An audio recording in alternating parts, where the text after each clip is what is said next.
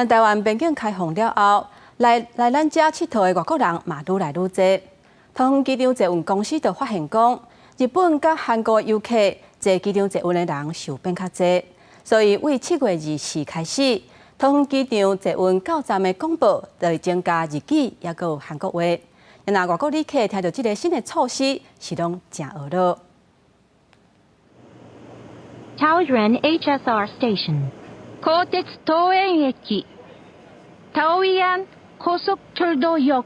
除了原本的英语，桃园机场捷运的到站广播，为7月20日开始，会先增加2种外国的语言，分别是日语和韩语。机场捷运是表示，边境解封了后，发现坐机场捷运的日本人和韩国人变较多，所以就先增加这2个语言。那我们有发现说，日本跟韩国的旅客还是搭乘机场捷运的主要的乘客。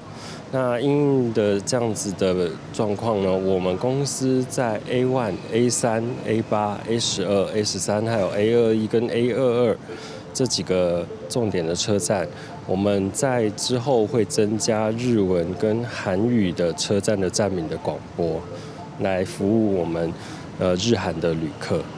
针对这个措施，外国旅客感觉也真好，因为更加方便，而且唔是每一个旅客拢会晓华语，安尼听到广播的时，就知影要到站嘛。I think if I hear Japanese, I know where I go, and I think visitors understand more easily to go where.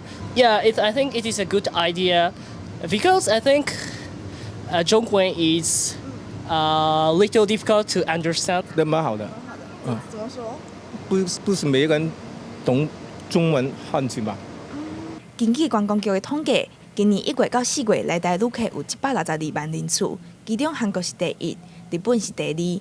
机场捷运是表示，未来若准有搁较侪其他国家的旅客来旅游，嘛无排除增加其他语言的可能。记者柯家山、曾准佑台北报道。